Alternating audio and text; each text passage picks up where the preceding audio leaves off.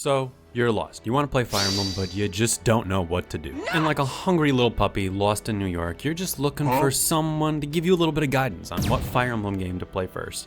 And of course, that is where I come in, because I've played every single game and I have completed most of them several times. And listen, I know it might just be a little bit daunting because there's over a dozen games and plenty of spin-offs, and it just gets a little bit confusing on which one you're actually supposed to start with.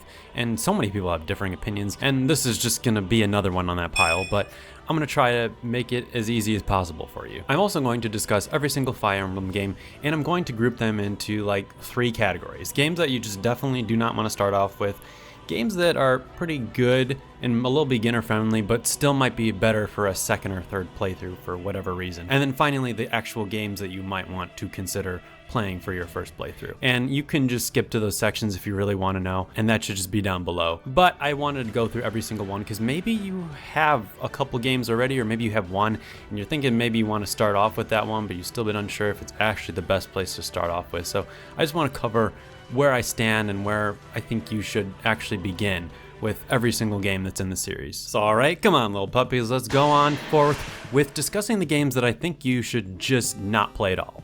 And I would like to begin that with talking about the historical art pieces.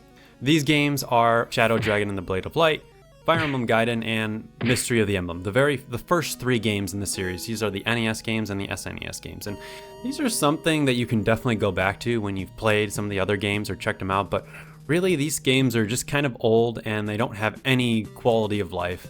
And modern gamers are probably just not going to find this an appealing choice. These games also aren't like the timeless classics, like A Link to the Past or Super Mario World. These are more like your old grandpa that you really don't like, but you check in on when you have questions about the good old days. So that's all they're really good for. And they also all have remakes that are frankly just better and more digestible. The next 3 games you just shouldn't start off with are Thracia 776, The Binding Blade, and Radiant Dawn. These are all amazing games, but these are definitely some of the harder games in the series, and they all have some sort of counterpart or sequel that ties in with them, and these are just frankly better, I think, when you've played that first game or counterpart first, especially Radiant Dawn. I really don't know why you would play this game before Path of Radiance, since it's a direct sequel, so just keep these for later, much more down the road. And then the last is Shadow Dragon and New Mystery of the Emblem. These are the DS games, and well, they just don't hold up quite as well either. But personally, I don't think they're bad games like some people do. In fact, I think they're very fun games and you can really tailor your difficulty to your own liking. But the thing that these games do not have, and that they've been heavily criticized for in the past, is they just have absolutely no style. And for that, I would not put them first, because it's going to kind of give you, I think, a little bit of a bad impression on what Fire Emblem has to offer.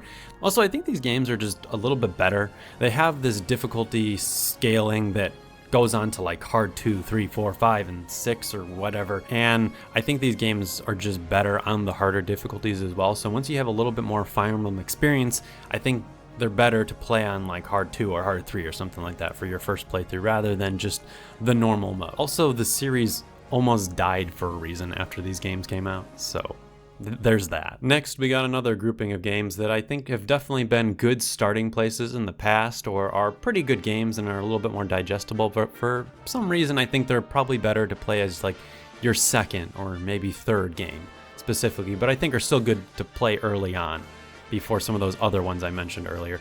And I would start off that list with Genealogy and the Holy War. One of the reasons is, I mean, this is an older game, that's for sure. It's the 4th game in the franchise, but I also think you should maybe wait a little bit, because there's a lot of talks about this getting a remake, so that might be a little bit more digestible for newer players. It is a great game, in my opinion, but it has few quality of life options, and frankly, it's just a very different game than a lot of the other ones in the series. The maps are huge, you have so many characters. The one thing that you might find appealing is that there is still the whole, like, adult and child dynamic in this game, but I'd still play with one of the other games first. Next, of course, is Path of Radiance, originally one of the best games. It's still a good starting point if you're willing to emulate, but let's face it, this game is expensive, so if you want to play it on original hardware, that barrier to entry immediately becomes a lot more difficult. Again, also, I think this game is maybe just a little bit better too if you've played this on hard mode rather than normal, because normal is kind of easy once you have a little bit of experience. So I personally think you should just wait a little bit till you know how to play a Fire Emblem game and then actually play this game on hard, so you can get a better, more tactical strategy experience while you play the game, while you're also digesting one of the best stories in Fire Emblem. The next games are the 3DS games, and that is Shadows of Valentia and Fates. And honestly, as much as I love these games and are some of the first ones that I played, they're getting a little harder to recommend for the same reason as Path of Radiance, and these games are getting a little bit more expensive there, but with 3DS eShop going down, it's getting harder to play these games. And also, I do think they are better if you've played at least a game like Fire Emblem Awakening first. And yeah, I think they are good games, of course. But again, with Fates in particular, I think this game's best route is the Conquest route. There's 3 routes you can take in the game, and Conquest is the more traditional Fire Emblem experience, and it's a little bit more palatable if you have played other games like this before. And Shadows of Valentia is the remake of Gaiden, which is also a great game and really ups the ante with some amazing voice acting, but it's also still the black sheep of the franchise, so it's going to give you a very different experience than a lot of the other Fire Emblem games, but I think it's definitely worth playing if you got it. So that leaves us with the big hitters, and that's the games that I actually think you should start with. And I think most people watching this probably have the Nintendo Switch, so they are willing to buy the latest Nintendo console. So with that, you have 2 GBA games on Nintendo Online and 2 Switch games, and this is really the basis on why I kind of recommend these games. First is because one, they are good entries to the series, as well as being extremely accessible if you're kind of just up to date with what modern gamers kind of have. So the 2 GBA games, Fire Emblem and Sacred Stones, are really good if you don't want to pay any more extra for the more expensive, newer Switch games, and you already have Nintendo's online expansion pack, or whatever they're calling it. I don't have it. I just play these games normally on emulated, or I have the actual copies of the games themselves, but these 2 games both have a ton of charm with fun characters, decent stories, and are both great intros to learning the mechanics. Also, the Switch Online emulators allow for save states as well if you're that kind of person, and the Lin mode in the GBA version is a great lengthy tutorial, and it's something that you definitely want to play once on your very first playthrough, and it's a good introduction to the series. But Sacred Stones is also a great place to start. It's just such a beautiful game, and it's another black sheep because it's not really connected to any other game, so that's another boon for it, is that once you play this, you can go literally anywhere and you are free to do whatever you want afterwards. And in my opinion, it is one of the best looking games, and if you struggle, there's characters like Seth that are your best friend, and they can entirely solo the game. And finally, that leaves us with the 2 Switch games, and that is Three Houses and Engage. These both have the most quality of life. They've ironed out a lot of the issues, and especially Engage. For a Switch game, I feel like this game runs so well and has so much style to boot.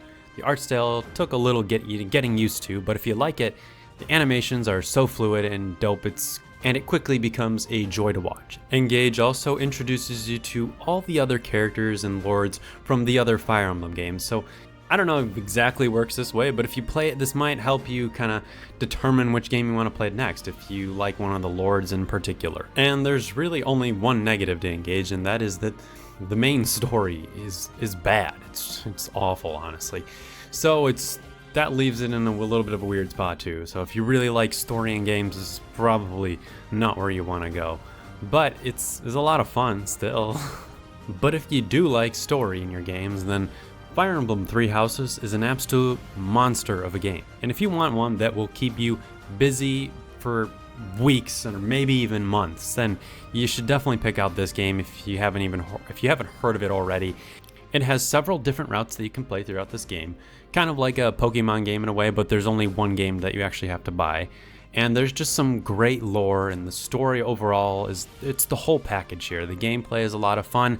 It is a little bit different than some of the other traditional Fire Emblem games, but if you like Persona 2, or if you like a lot of other typical JRPGs with the relationship mechanics and kind of things like that, then I think you'll really enjoy this game. And again, it still has the strategy that we all know and love, and that hopefully you'll find to love as well with Fire Emblem. And if you want another recommendation for starting Three Houses and you don't know which of the routes to start with, I would start off with the blue ones, the blue lines.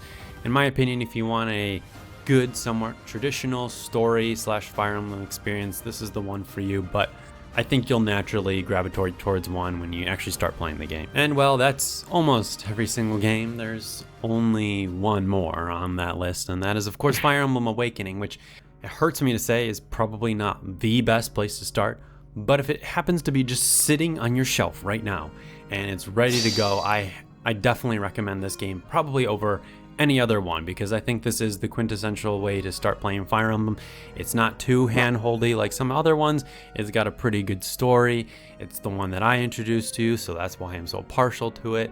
But I just gotta say, this is such a good game, and the only reason you wouldn't want to is if you don't already have it and you don't want to shell out for some like eBay copy of the game, since you can no longer buy this game. So it's kind of a little bit in the middle, but I kept it for last because it's my personal pick if you just have it sitting on your shelf ready to go. And well, that's it. I hope you're not a lost little puppy anymore. If you are still lost for some reason, then just pick up one of the games. Just play a Fire Emblem game. I don't think you're going to be really disappointed with any one of these games. There's just ones that I think personally are better and least likely to turn you away from the entire franchise if you try them out. But that's really it. I hope you enjoyed this video, and let me know down below if this convinced you to play a game, or maybe you're also just someone who's played every single game and you just wanted to hear someone's opinion about this, so that now you're still listening to this video and you've been called out. I know you're listening to this right now.